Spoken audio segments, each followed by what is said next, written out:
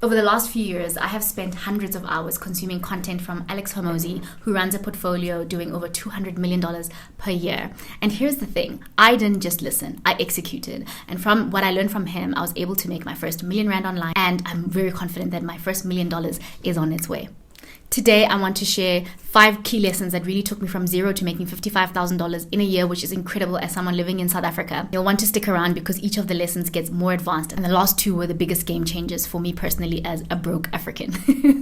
Fair warning though, this isn't your typical get-rich-quick nonsense. These are strategies that I battle-tested myself in the battlefield, in the competitive business landscape, that really are going to separate the dreamers from the doers. If you're ready to think, act, and earn like a millionaire, let's go. So I'm going to be sharing these 5 lessons as I've applied them to my career as a freelancer working for US startups, as well as an online course creator. I run an online education company called ElevateX, where the main course that I'm selling right now is teaching people how to also become a freelance social media manager working for US startups. The first one is customer obsession is a superpower. And he doesn't say it in these words, okay? These are my own words. But that is like, I find that there are so many people in business, in marketing, that are trying to game the system, right? To figure out the hacks and the tricks to get customers and clients. And for me, it's about being so customer centric that it's crazy. Now, these are buzzwords that people love to say, that they are customer centric, they are customer focused. But when the rubber hits the road, they don't mean it, right? For instance, a lot of freelancers prioritize themselves and their business and how much money they want to make over their clients. And when it comes to me, when I work with a client, I do everything in my power to make sure that my client's business will succeed. Not just their social media, just their entire business. I give it my literal all. I act like it is my company. What would I do if this was my company? If this was do or die, how would I make sure that this client's business succeeds? And in turn, I succeed because they're very happy with me, and I'm able to retain my clients for a really long time. Similarly, in my online course company, I seek to deliver the very best standards to my students. A lot of people really, really underestimate how much hard work it is to coach and teach other people. They just think that an online course is this passive income, amazing revenue stream, and they completely underestimate how hard it is to coach someone. First of all, online courses are not a scam. That is like saying education is a scam. Is Harvard a scam? No. Things have changed. In case you haven't noticed, we're in 2024. It is okay to teach online, right? There's nothing scammy about it. But people really underestimate it. And I think there's a lot of people that are just in the online course industry to make a lot of money. Oh my God, I could make an entire YouTube video about the online course industry. But for me, teaching and helping others is just my passion. For me, it's far more fulfilling. As much as I love growing other people's businesses, what I love even more is seeing a mom go from, she just had a baby and she has no money, come in, take my course, and now she's able to provide for her family and for her child. That is so fulfilling to me. But people underestimate that. I'm pretty much a life coach, right? And everything that I do is built on how can I change this person's life. I recently had a student complain that they felt like they weren't getting enough time and attention on the homework assignments that I give in my course. And someone else would have been like, well, I didn't promise to do that, right? And I did initially say that because when you purchase my course, I promise that you will get monthly Q&A calls with me, right? And I looked at the comment and I thought about it. I'm like, you know what? Let me do more. Let me just give more, even though that wasn't part of what I initially promised when they were buying the course on the sales page. The following day, I had like a 2-hour Zoom call where anyone who wanted me to review their work got a personal review from me. And the following day, I had another call to welcome the new students and give them some extra time and attention because I was realizing that, I think people are feeling maybe that I'm a bit distant because maybe one monthly Q&A call is too infrequent. That's not what I originally promised, right? But I changed and adapted my structure to please these people and make them happy. I think if there's a time that it's okay to be a people pleaser, that is in your business with your clients and your customers, you'll never go wrong. So the second one is that work-life balance. Let's talk about work-life balance, okay? Is overrated. Now, I have no idea if it has 2 R's or not. I don't know. Okay, so what I mean by work-life balance is overrated. I see this so often. And you know what? I've come to the conclusion in my life that I'm only going to take advice and listen to people that have the results that I want to have. And so if there's a group of people over here telling me that I need to have work-life balance, but I look at their lifestyle, their bank balance, and I'm like, not quite as rich as I'm trying to be, I'm not going to listen to this person. So I looked at Alex Hormozi and he has, he's done very well for himself. And I aspire to do well as an entrepreneur. And so I'm going to listen to people that have the results that I want. And so what he means by work-life balance is overrated is the fact that, like, he believes in work-life balance over seasons, over many years. Like maybe this 5 years is for grinding and working hard so that later on you can chill out and relax. But he will literally work for like 3 years straight without taking a break. And I realized that I've actually been doing this for a long time myself, right? From 2019, I've been working weekends, I've been working Christmases, New Year's Eve. For me, I've had like a New Year's Eve where people are out and I'm like on a computer watching a YouTube video or working on some business idea that I have. And I used to feel so guilty about it. I used to feel like there's something wrong with me and like, what the hell is wrong with me? And initially it was desperation and survival mode. And after I started making, because I had nothing, I was at zero. After making some money, I realized that I just like it. I just like it. And there are people that feel like they need an escape from working, right? That they have a 9-to-5 job and weekends are for them to live life. But for me, working is my life. And he's just really normalized that for me. Like I've never heard anybody say they love working, they work for fun. And you hear people say these things of like, find your passion and you'll never have to work a day in your life and all of this stuff. It sounds so cliche until you find something that you are really good at. And it takes a long time to get here because it wasn't passion that got me here. It was doing something for so long that I got so good at it that now I'm obsessed with it. And right now it is a Saturday and I'm making this YouTube video. It's like 9 p.m. on a Saturday and I'm making this YouTube video while I can hear my baby daddy, my man, playing with my son in the living room. And I had to tell them, y'all, I have a YouTube video to film because I love this. And he just normalized that for me and normalized working weekends. I literally used to think something was wrong with me. And he's just like, no, it's cool. You can totally do it. And work-life balance is overrated. He works for fun and work is fun for him. And I don't need I can't tell you how many old friendships I had that used to try to make me feel guilty for not wanting to go out to the clubs or whatever. And I said, that is like the last thing I want to do on this earth. And I promise you, I'm not being a pick-me. I'm not trying to act better than you. I would just much rather go watch a podcast from Alex Hormozi. That is way more fun for me. And understand that this may not be relatable to every single human being. This may be relatable to probably like 1% of the population. But if you're part of that 1% that actually loves working, even if it's out of just like desperation and survival mode, that's fine. And just like end those friendships or relationships where people try to make you feel guilty about the fact that you really love to work. And I realize now that for me, and similar to him, it's about the game. I love the game of business. It's not so much about the revenue and the amount of money I make and this end result. For me, I'm content. I'm happy. Like I have enough money to chill out, and I'm not obsessed with being a millionaire, but I'm obsessed with like an athlete who's obsessed with winning a gold medal. It's that kind of thing where you just want that achievement to say, I did that, I became that person and I did that. And so I just love playing the game, and that is why I can work endlessly for years and years and never get tired or burnt out, because I'm not playing for some end result. I'm playing because I love playing the game. And his podcast is called The Game, and I love it so much. The third one is Outwork Everyone. Right? And what this means, and there's many ways that he talks about this, but what I really love is he was saying that the people that are levels ahead of you, the millionaires, the billionaires, the people that you should be looking up to, are really impressed by hard work and work ethic and putting your head down and doing something. Whereas, and don't get triggered by this, okay, broke people, don't be triggered. Broke people down here at the bottom are impressed by flashy lifestyles. They're impressed by Lamborghinis and yachts and that. Whereas wealthy, intelligent people are really impressed by work ethic.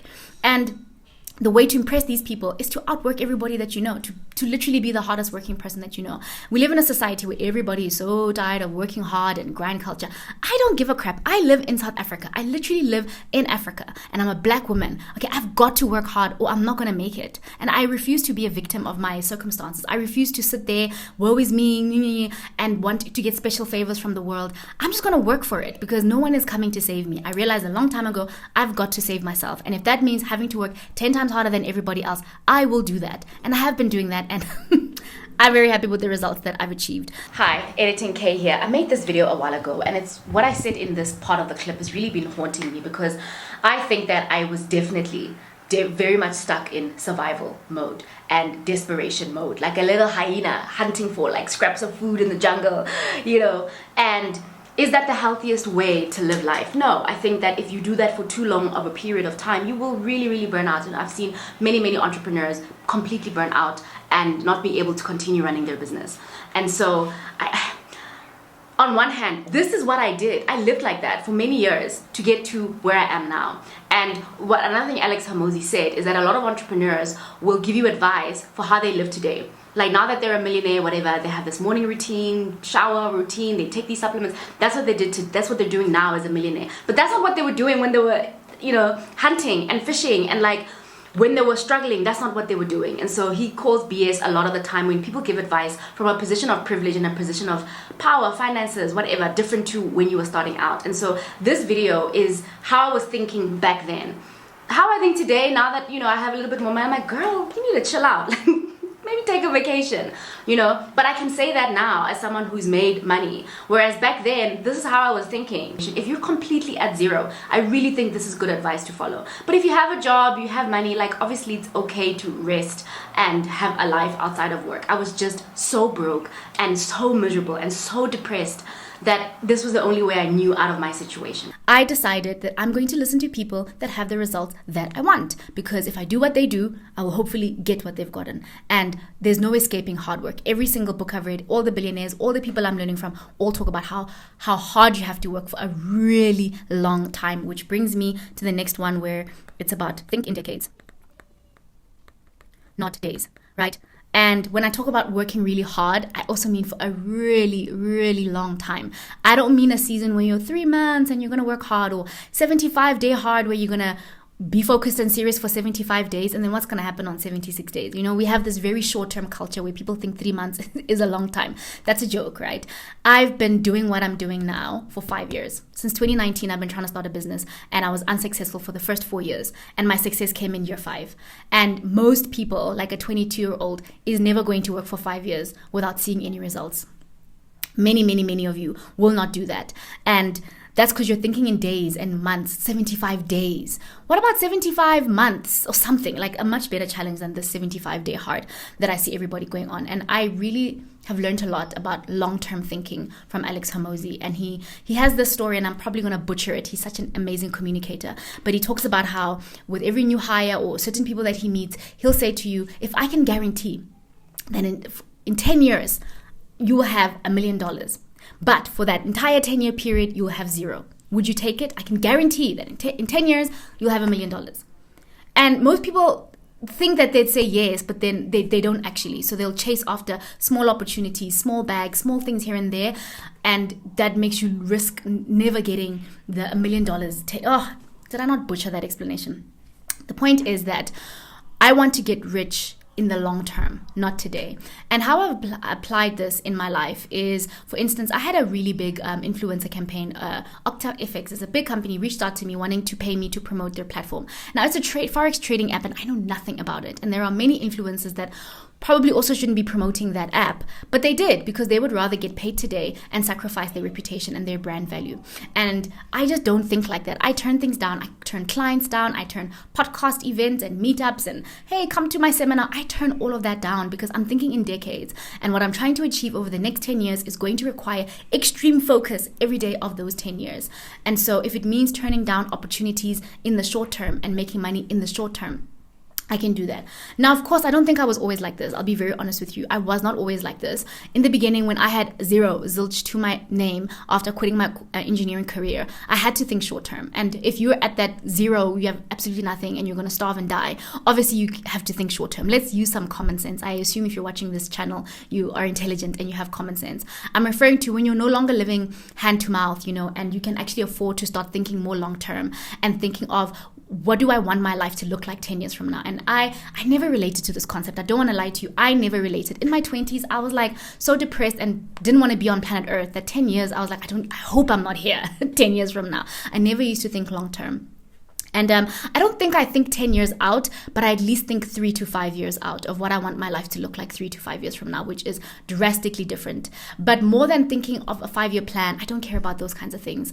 I just mean I have a long-term way of doing life, as in I care about my brand long-term. I care about relationships that I build long-term. I care about keeping my reputation with my clients spectacular. I had a client recently that was not happy with my work. I think we were just not aligned in what we wanted. What I was saying and what I'm good at and what he wanted, we were just not aligned, and they just were so unhappy that I decided to refund this customer. I'm like, you know what? Here's your money back. I mean, not the customer, the client. Here's your money back, because I'm looking at protecting my long-term reputation. I don't have any bad reviews and any bad blood with anybody out there, hopefully, in terms of clients, and I hope to keep it that way. And so I issued him a refund, apologized that it didn't work out, and wished him the best with his business. And so even with customers, I'll never scam anyone, because scamming is very short-term thinking of today. You know, when you take people's money, you don't deliver the service, you deliver a half-baked product, no. And I also applied in my online course, where I try to give the best value. I try to give absolutely everything that I know. I overdo it because I'm thinking that I need this person 10 years from now to still be like, damn, Kay really put her back into that course. Whereas a lot of online course creators are trying to figure out, how can I make a lot of money today? They don't even care if their online course actually generates results for people. So that is how I apply thinking in decades. It's not about having a 10-year plan for me. I don't actually have one. It's about making sure that the actions that I do today, the character that I have today, the integrity that I have today will serve me long term. And people for decades will speak very positively of having come across me. And the final one, this one is going to ruffle some feathers. You have to really be an abundance mindset queen or king if you are on this channel, because I'm not going to pull punches. He doesn't pull punches. I'm not going to pull punches. And this has actually worked for me. Okay. Imposter syndrome is a myth. And he says this a lot. And he says he actually doesn't relate to imposter syndrome. And I must agree with him. And he says how oftentimes people feel like imposters because they are. Like, you don't actually belong in that room. Because if you belonged, if you had worked hard to get there and you've done everything that you need to get there, you will feel this way. You wouldn't feel this way. Now, I've seen a lot of people say, black women are predispositioned to feel like that, blah, blah, blah.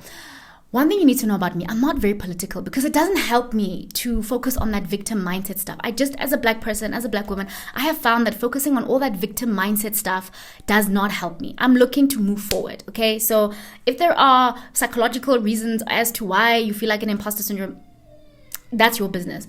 How I apply this is basically making sure that I deliver so much value, way more, whether it's with my students or my clients, that it's impossible for me to feel like an imposter. If anything, I overdo it. I always give far more than I take, right? If a client is going to pay me 40,000 Rand, I need to make sure that I've given them double or triple that value. And I think most people don't have that mindset, right? Because you're taking from spaces you don't belong. You're taking money that doesn't belong to you. You are basically an imposter. You're faking and pretending to be something that you're not. Because I guarantee you, when you've given more than you take, you'll never feel like an imposter.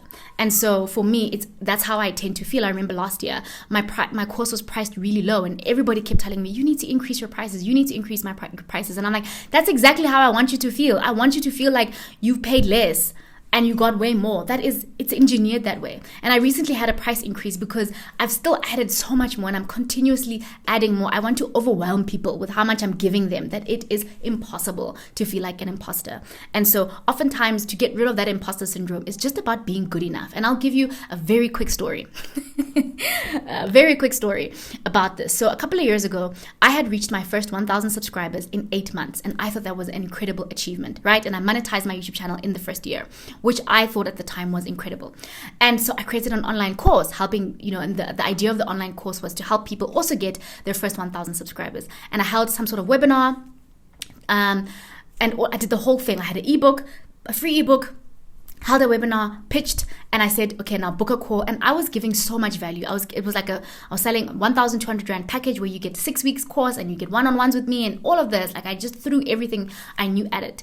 After the webinar, and I said to people, if you're interested, book a free consultation to see if this is for you, and then we will take it from there. And I think I was offering a 50% discount to the first 3 people. Something crazy like that. Do you know that not a single person booked the free call? Not a single person. And I remember feeling so embarrassed, like, oh my God, I tried to launch this business. I had this webinar. I did all of these things, and not even one person was interested. And it hit my ego, like, it hit me. And I realized years later, I just hadn't been good enough. Either my offer wasn't good enough. I had at the time like 1,500 subscribers. And like, that is not compelling enough for someone to learn YouTube from someone who's just starting out. There was just many things wrong with the offer. Fast forward years later, I have an online course now, and I've had loads of customers. Over 600 students have gone, paid students have gone through my online course. So in about a year. So how do you go from, can't even get one person to buy your course, whereas a few years later, hundreds of people are buying your course in a single year? I just got better. I just wasn't good enough. I had to wake up and smell the coffee and realize that I have to just become better. And people will pay for what they see. So I see a lot of people, they complain that nobody's watching my YouTube channel, no one is supporting my business, nobody.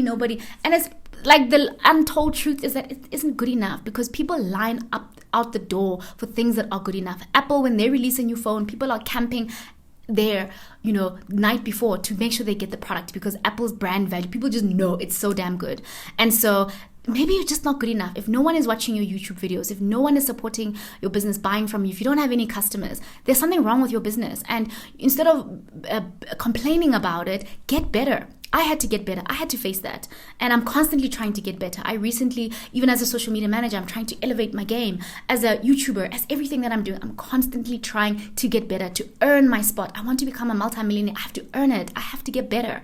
Right now, I'm not a multimillionaire because I'm not good enough to be one. And that is just facts, okay? Those are just the facts. And in order to have more, I've got to be more, do more, and just get better. And so, imposter syndrome, don't believe in that over here. Get better, do better. It's going to take a really long time.